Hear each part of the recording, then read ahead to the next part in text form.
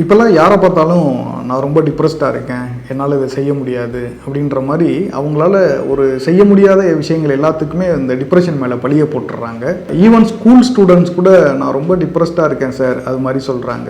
அப்போ வந்து இந்த நார்மலாக இந்த ஒரு டிப்ரெஸ்டாக இருக்கிறதுக்கும் இல்லை ஒரு டிப்ரெசிவ் டிஸார்டர்னு சொல்லக்கூடிய ஒரு வியாதிக்கும் என்ன வித்தியாசம் இருக்குது அப்படின்றது தான் நம்ம இந்த வீடியோவில் பார்க்க போகிறோம்.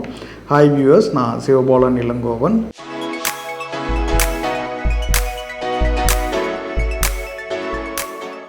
நம்மளோட டெய்லி லைஃப்பில் நம்ம வந்து பல சேலஞ்சஸை வந்து நம்ம பார்க்குறோம். நிறைய ப்ரெஷர் இருக்குது, நிறைய நேரத்தில் நம்ம பிடிக்காத விஷயங்கள்லாம் நடக்குது. ஸோ அப்படிப்பட்ட சுச்சுவேஷன்லாம் கடந்து வரும்போது நம்ம மனசு வந்து ரொம்ப ஒரு கவலையாகும், அதை நினச்சி வருத்தப்படுவோம். இது எல்லாமே ஒரு சேட்னஸ். அதாவது இந்த சேட்னஸை தான் நம்ம என்ன சொல்கிறோம்னா ஒரு டிப்ரெஸ்டு மூட் அப்படின்னு சொல்கிறோம். இது வந்து ஒரு ஃபீலிங் டிப்ரெஷன். அதாவது இந்த டிப்ரெஷனை நம்ம ஃபீல் பண்ணுறோம். ஏன் ஃபீல் பண்ணுறோம்? இது மாதிரியான ஒரு விஷயங்கள்லாம் நடக்கும்போது நம்ம இந்த டிப்ரெஸ்டாக ஃபீல் பண்ணுறோம். இது வந்து ஒரு நார்மலாக எல்லாருக்குமே இருக்கக்கூடிய எமோஷன் தான். இதுக்கு ஒன்றும் பயப்பட தேவையில்லை. அந்த சுச்சுவேஷன் மாறும்போதோ இல்லைன்னா கொஞ்சம் நேரம் நம்ம தாண்டும் போதோ இந்த டிப்ரெஷன்றது அதுவாகவே சரியாயிடும். நம்ம அதுக்காக ஒன்றும் பெருசாக எதுவும் பண்ண தேவையில்லை. அதே நேரத்தில் டிப்ரெசிவ் டிஸார்டர் அப்படின்னு ஒன்று இருக்குது. அது வந்து ஒரு வகையான ஒரு மன ரீதியான பிரச்சனை. அப்போ இந்த நார்மலாக நம்ம ஃபீல் பண்ணுறோம் இல்லையா டிப்ரெஷனை, அதுன்றது நார்மல் ஒன்று. இந்த டிப்ரெசிவ் டிஸார்டரில் என்ன ஆகும்னா இந்த ஃபீல் பண்ணுறது மட்டும் இல்லாமல் we are suffering from depression, அதுதான் இதில் இருக்கும். அதாவது இந்த ஒரு டிப்ரெஸ்டு மூட் இருக்கிறதுனால நம்மளோட அன்றாட வாழ்க்கையில் டெய்லி லைஃப்பில் பல விஷயங்கள் பாதிக்கப்படும். அதனால் நம்ம ரொம்ப சஃபர் ஆகும். இதுக்கு பேர் தான் டிப்ரெசிவ் டிஸார்டர்னு சொல்லுவாங்க. இப்போ உதாரணத்துக்கு எடுத்துக்கிட்டோம்னா நம்மளோட எனர்ஜி இருக்கு இல்லையா, நம்மளோட எனர்ஜின்றது நம்மளோட மனசு எப்படி இருக்குன்றதை பொறுத்தது தான். மனசு நல்லா இருந்துச்சுன்னா நமக்கு பயங்கரமான எனர்ஜி இருக்கும். மனசு சரியில்லைன்னா நமக்கு எனர்ஜியே இருக்காது. இதுக்கு பேர் தான் மனச்சோர்வு அப்படின்னு நம்ம சொல்கிறோம். அப்போ மனசு ஒரு டிப்ரெஸ்டாக இருக்கும்போது என்ன ஆகும்னா நம்ம உடம்புல சுத்தமாக எனர்ஜியே இருக்காது. அதனால் என்ன ஆகும்னா எந்த வேலையுமே நம்மளால் செய்ய முடியாது.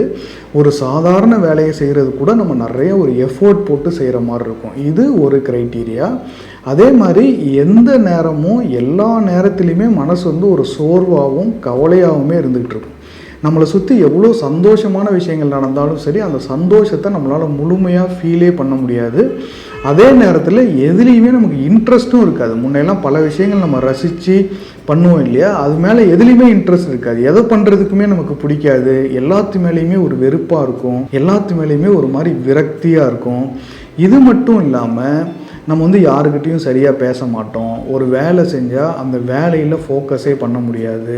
அதனால் என்ன ஆகும்னா நிறைய சின்ன சின்ன தப்புகள் செஞ்சுக்கிட்டே இருப்போம்.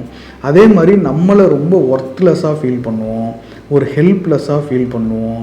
எதுக்காக நம்ம இருக்கணும், நம்ம இருக்கிறதுனால யாருக்கு என்ன பயன் இருக்குது, அது மாதிரி ரொம்ப லோ செல்ஃப் எஸ்டீமாக ஃபீல் பண்ணுவோம். நிறைய சூசைடல் ஐடியாஸ்லாம் வந்துக்கிட்டு இருக்கோம். இப்படிலாம் இருக்கிறதுனால நம்மளால் சரியாக தூங்க முடியாது, சரியாக சாப்பிட முடியாது.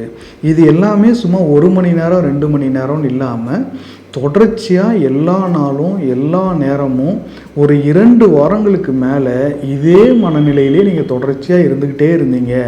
யார் என்ன சொன்னாலும் கவனிக்க முடியல, எந்த வேலையும் செய்ய முடியல, சரியாக சாப்பிட முடியல, சரியாக தூங்க முடியல, எதுலேயுமே ஆர்வம் இல்லை, எதுலேயுமே இன்ட்ரெஸ்ட் இல்லை, ஒரு மாதிரி செத்து போயிடலாம் போல தோணுது, ரொம்ப ஒர்த்லெஸ்ஸாக ஃபீல் பண்ணுது. இது மாதிரி எந்த நேரமும் ஒரு 2 வாரங்கள் தொடர்ச்சியாக இருந்துக்கிட்டே இருந்தால் தான் அதை வந்து நம்ம வந்து டிப்ரெசிவ் டிஸார்டர்னு சொல்கிறோம். இது வந்து ஒரு மன ரீதியான பிரச்சனை.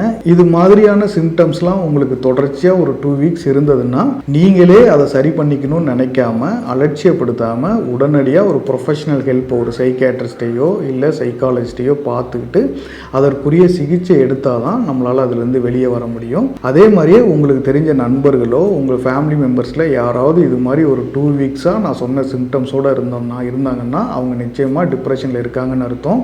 அதை நம்ம சிகிச்சை எடுத்து தான் அதை சரி பண்ண முடியும்.